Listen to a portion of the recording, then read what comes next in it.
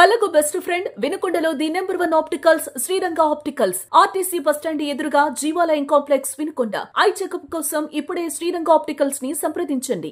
గుర్యాల నియోజకవర్గం దాచేపల్లి మండల కేంద్రంగా దాచేపల్లి మండల యార్డ్లోనూ ఈరోజు కిసాన్ మేళా 2025 కార్యక్రమంలో భాగంగా పశు సంక్షేమ శాఖ వారు ఒక స్టాల్ ఏర్పాటు చేశారు. ఆ స్టాల్లో జిల్లా అధికారులు, అదేవిధంగా మండల స్థాయి అధికారులు, వాళ్ళ మండల గ్రామ స్థాయి సిబ్బంది కూడా ఈ కార్యక్రమంలో పాల్గొన్నారు.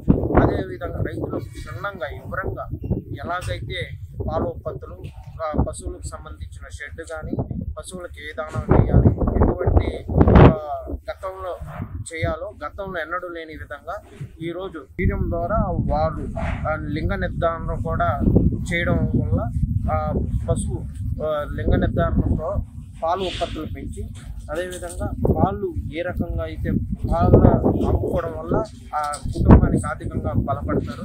అదే పశు సంక్షేమం ఎన్నో విధంగా కొత్తగా వినూత్నంగా షెడ్స్ కానీ సబ్సిడీ ఇస్తుంది, గవర్నమెంట్ నుంచి సబ్సిడీ వస్తుంది. అదేవిధంగా ఊరి చివరిలో పశువులు మూగు జీవాలకు డిప్యూటీ సీఎం పవన్ కళ్యాణ్ గారు తొట్లు ఏర్పాటు చేయడం జరిగింది.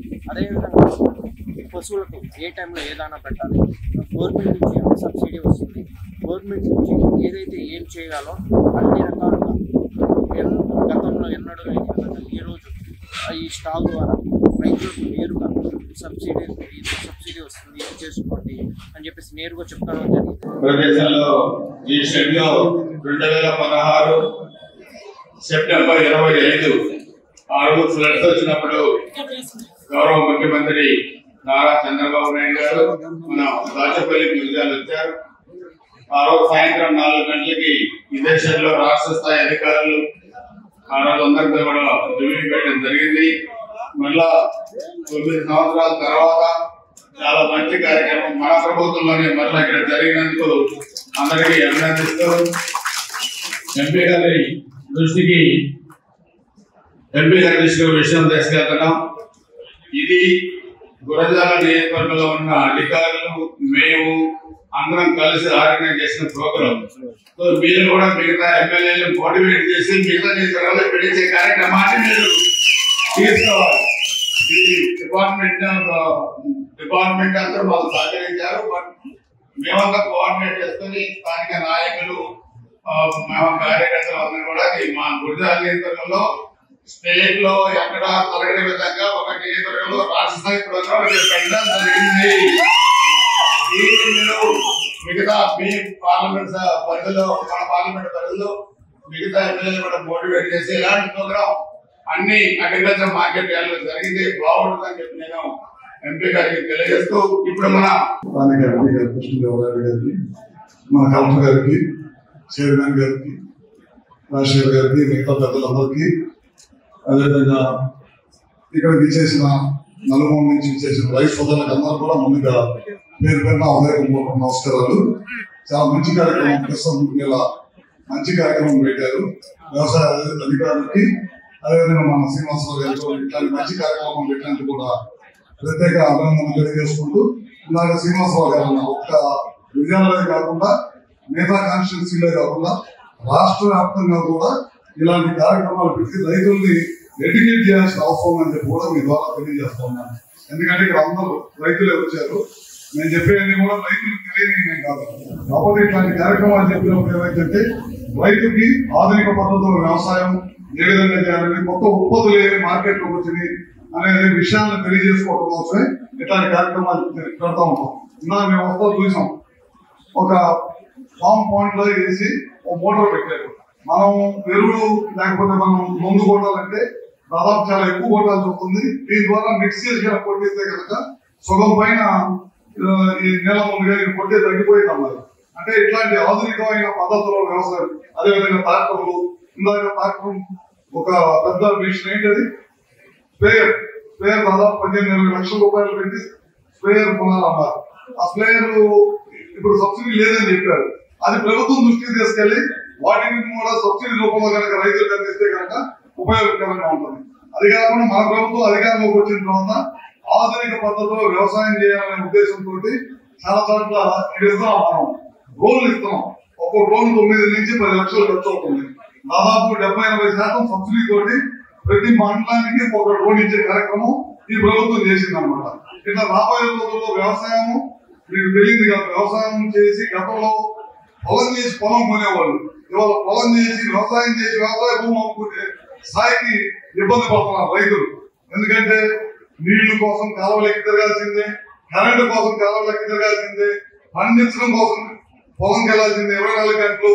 మళ్ళీ నాణ్యమైన ఇతరం రాకపోతే మళ్ళీ పంట దెబ్బతింది, మళ్ళీ రోడ్ల మీద పడాల్సిందే. 1 కాదు 2 కాదు, బాగా పండిన సంవత్సరం ఉత్పత్తి అమ్ముకోవడానికి కూడా కష్టపడాల్సిందే రైతు. ఇన్ని సమస్యల మధ్య కొట్టుమిట్టలాడుతూ ఉంటాడు రైతు అనేవాడు. ఈ అన్నిటికి కూడా ఆధునిక వ్యవసాయ పద్ధతులు తీసుకురావాలి, ప్రభుత్వ సహాయ సహకారాలు మెండుగా ఉండాలి. అన్ని కార్యక్రమాలు ఇందాక ఎంపీ గారు కూడా చాలా సూచనలు చేశారు. ఇవన్నిటిని కూడా పాటించుకుంటా రైతులను ముందుకు తీసుకెళ్లాల్సిన అవసరం ఉంది. ఎందుకంటే దాదాపు 60-75% మంది రైతు పండించే దేశం, రైతు దేశం ఉంటుంది. వ్యవసాయం ఉత్పత్తులు పండించే దేశం కనుక ఇందాక అనుకున్నాం నేను ఎంపీ గారు, మనం వ్యవసాయ ఉత్పత్తులు పండించి లోకల్గా అమ్మడమే కాకుండా దేశ నలుమూలకి ప్రపంచ నలుమూలకి ఎప్పుడైతే మన ఉత్పత్తులు జరిగినాయో అప్పుడు రైతు తలెత్తుకుని తిరగలుగుతారు. రైతు పండించే దానికి మద్దతు ధర వచ్చే విధంగా చేయాల్సిన అవసరం ఉంది. దానికోసం ఇవన్నీ కూడా చేసుకొస్తాం. తప్పకుండా గడిచిన 5 సంవత్సరాలు మీరు చూస్తూ ఉంటారు. వ్యవసాయ ఉత్పత్తుల మీద అన్ని సబ్సిడీలు ఎత్తేసారు. స్ప్రింక్లర్లు తయారు చేసేవాడు వెళ్ళిపోయాడు, డ్రిప్ ఇరిగేషన్ ఇచ్చేవాడు వెళ్ళిపోయాడు, మొత్తం వెళ్ళిపోయారు.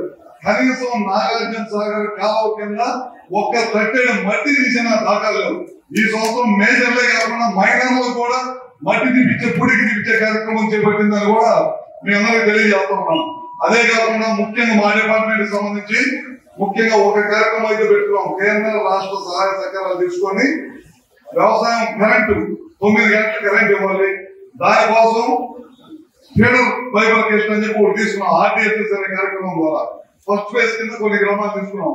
మన ఊర్లోకి వచ్చే కరెంటు సింగిల్ ఫేజ్, మన వ్యవసాయానికి వెళ్ళే కరెంటు 3 ఫేజ్ కరెంటు. దాని వరకు సపరేట్ లైన్ వేసి వ్యవసాయం చేసుకునే రైతులకి 9 గంటలు నాన్ స్టాప్ గా పగలపూట ఉచిత కరెంట్ ఇవ్వాలనేదే ఈ ప్రభుత్వం ఉద్దేశం. అదే కాకుండా ఈ ప్రభుత్వం అధికారంలోకి వచ్చిన తర్వాత ఇప్పుడు వ్యవసాయ కనెక్షన్ అడుగుతున్నారు చాలా మంది రైతులు. మొదట నేను ఛార్జ్ తీసుకునే రోజు, మంత్రిగా తీసుకునే రోజు ముఖ్యమంత్రి గారి దృష్టికి తీసుకెళ్లి 45,000 మంది రైతులకి వ్యవసాయ కనెక్షన్లు ఇప్పించాం. మళ్ళీ మొన్న మధ్య చాలా మంది రైతులు అడుగుతున్నారు, దానికోసం ఇంకొక 25,000 మందికి వ్యవసాయ కనెక్షన్లు ఇస్తున్నాం. మనం ఖచ్చితంగా రాష్ట్రంలో ఉన్న వ్యవసాయదారులకు అందరూ కూడా ఈ ప్రభుత్వం ఒక్కొక్క కనెక్షన్ ఇవ్వాలంటే ఒక 25 HP 25 kV ట్రాన్స్ఫార్మర్, 3 పోల్స్, మళ్ళీ 3 పోల్స్ కనెక్ట్ ఇవ్వాలంటే 2,40,000 రూపాయలు ఖర్చు అవుతుంది. ఇది కాకుండా ఉచితంగా కరెంట్ ఇవ్వాలి. ఈ ప్రభుత్వం రైతుల కోసం కట్టుబడి ఉంది. ఖచ్చితంగా ఈ కార్యక్రమం నిరంతరం రైతులకు అవసరమైనట్టు అందరూ కూడా వ్యవసాయం కనెక్షన్లు ఇస్తామని చెప్పి కూడా మీ ద్వారా తెలియజేస్తా ఉన్నాను. అదే కాకుండా ఈ సంవత్సరం పొగాకు విపరీతంగా పండింది. ఎకరం వేయాల్సిన పొగాకు 2 ఎకరాలు 3 ఎకరాలు వేసాం. ఎందుకు వేసామంటే గడిచిన 2 సంవత్సరాల నుంచి కొద్దిగా పొగాకి కొద్ది రేట్ వస్తుంది, రైతుకు 2 రూపాయలు మిగులుతుందనే దానికోసం రైతు రేటు తగ్గింది. ఈ సంవత్సరం ఎవరైతే మన దగ్గర నుండి GTC కానీ ITCO మిగతా పొగాకు కొనుగోలు కంపెనీలు ఉన్నారో వీళ్ళందరూ మనం ప్రోత్సహించారు. పొగాకు ఏంటి మేము కొంటామని వాళ్ళందరూ చేతులు ఎత్తి చెల్లిపోయారు. రైతులందరూ మా దృష్టికి తీసుకొచ్చారు. మేము ముఖ్యమంత్రి గారికి చెప్పాం, పొగాకు ఈ సంవత్సరం నల్లబరిలే పొగాకు మనం కొనాలి సార్, చాలా ఇబ్బంది ఉంది, ఎక్కువ పంట వచ్చింది, రైతులు మనం కొనకపోతే చాలా ఇబ్బందికరమైన నష్టాల్లోకి వెళ్ళిపోతారని చెప్పగానే ఏమంటే దానికి సంబంధించిన అధికారులు వచ్చారు. అచ్చెన్నాయుడు గారు పత్తూరు కాన్స్టిట్యూన్సీ తీసుకెళ్ళాం, పొలాల్లోకి వెళ్ళాడు, రైతు కష్టం తెలుసుకున్నారు, ముఖ్యమంత్రి గారు చెప్పారు. ఎమ్మటే కేబినెట్ మీటింగ్ పెట్టి 270 కోట్ల రూపాయల డబ్బులు విడుదల చేయడమే కాకుండా అన్ని చోట్ల పొగాకు కేంద్రాలు పెట్టి మీకు ఎవరైతే చెప్పి అది వీళ్ళందరూ పారిపోయారో కంపెనీలన్నీ దాని ప్రభుత్వం ముందుకు వచ్చి మొత్తం కూడా చివరి ఆకు వరకు కొనే కార్యక్రమాన్ని ఈ ప్రభుత్వం తీసుకుంది. అదేవిధంగా మనం మీరు చూసి ఉంటారు, మామిడి పంట కూడా రేటు పడిపోయింది, విపరీతంగా ఉత్పత్తి వచ్చింది. పక్కన ఉన్న బెంగళూరులో కూడా పండిన పంట అంతా కూడా చిత్తూరు జిల్లాకు వచ్చి చిత్తూరు జిల్లాలో అమ్మే కార్యక్రమం చేశారు. 90% పంట కొనుగోలు చేసిన తర్వాత ప్రభుత్వం 4 రూపాయలు ఇచ్చింది మామిడికాయ కేజీకి. ఇచ్చేసి కొనుగోలు చేసిన తర్వాత జగన్మోహన్ రెడ్డి వెళ్ళి వాళ్ళ కార్యకర్తల ద్వారా 4 ట్రాక్టర్లు మామిడికాయలు రోడ్డు మీద పడేసి తొక్కించి ఒక హంగామా చేసి వ్యవస్థ అంతా గొప్ప చేసి వచ్చేశాడు. 90% ప్రభుత్వం కొన్న తర్వాత జగన్మోహన్ రెడ్డి మేలుకొని రావడం జరిగిందన్నమాట. అట్లనే కోకో పంట, ఏ పంట అయినా అధిక ఉత్పత్తి వచ్చి పంట పండి కొనుగోలు మార్కెట్ లో ఇబ్బంది వచ్చినప్పుడు ఈ ప్రభుత్వం కోట్లాది రూపాయలు ఖర్చు పెట్టి రైతు పంట కొనడానికి చంద్రబాబు నాయుడు గారి ప్రభుత్వం ఎప్పుడు కూడా సిద్ధంగా ఉందని చెప్పి తెలియజేసుకుంటూ రాబోయే రోజుల్లో ఇలాంటి మేళాలు, కిసాన్ మేళాలు ఇంకా ఎక్కువ జరగాలి, రైతులకు అవగాహన జరగాలి, తక్కువ ఖర్చుతో ఎక్కువ పంట పండించాలి, నాణ్యమైన ఉత్పత్తులు పండించి రైతులు లాభసాటిగా నిలిచిన రోజే రైతు రాజ్యం బ్రహ్మాండంగా ఉంటుందని చెప్పి కూడా మరొకసారి కోరుకుంటూ ఈ అవకాశం ఇచ్చిన ఎర్రపనేని గారికి మరియు అందరు పెద్దలందరూ కూడా మరొక పేరు హృదయపూర్వక నమస్కారాలు తెలియజేసుకుంటూ సెలవు తీసుకుంటా ఉన్నారు.